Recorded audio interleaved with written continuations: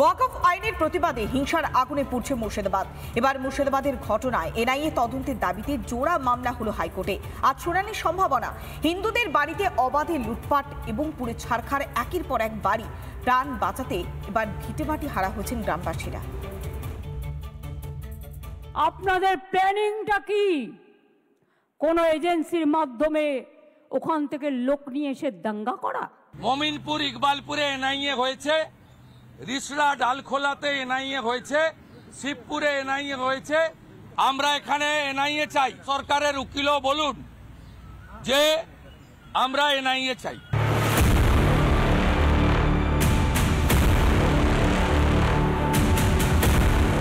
মুর্শিদাবাদে হিংসা, ঘর ছাড়া শতাধিক হিন্দু পরিবার। যারা এখনো মাটি কামড়ে রয়ে গিয়েছেন তাদেরও দিন কাটছে আতঙ্কে, আশঙ্কায়। এই আবহে এবার এনআইএ তদন্ত চেয়ে জোড়া আবেদন হলো কলকাতা হাইকোর্টে। আইনজীবী প্রিয়াঙ্কা চিত্রেওয়াল আবেদন জানিয়েছেন, মুর্শিদাবাদের ৩০০ পরিবার ঘর ছাড়া, অবিলম্বে তাদের ঘরে ফেরাতে হবে। পাশাপাশি এনআইএ তদন্ত করাতে হবে। মামলা দায়ের করার অনুমতি দিয়েছেন প্রধান বিচারপতি টি.এস. শিবাজ্ঞানম ও বিচারপতি চৈতালি চট্টোপাধ্যায় দাসের ডিভিশন বেঞ্চ।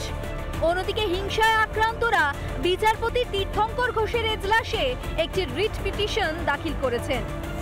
মুর্শিদাবাদে হিংসা হতেই দিল্লির ঘাড়ে দোষ চাপিয়েছেন মুখ্যমন্ত্রী। আমি এখনো চ্যালেঞ্জ করে বলছি, গভর্নমেন্ট অফ ইন্ডিয়া, আপনি why you are so hurried, কিন্তু আপনার প্ল্যানটা কি? আপনাদের প্ল্যানিংটা কি? কোন এজেন্সির মাধ্যমে ওখান থেকে লোক নিয়ে এসে দাঙ্গা করা? হিংসার আসল দোষী কারা? মুখোশ খোলার জন্য দরকার এনআইএ তদন্ত। পাল্টা জবাব দিয়েছেন শুভেন্দু অধিকারী।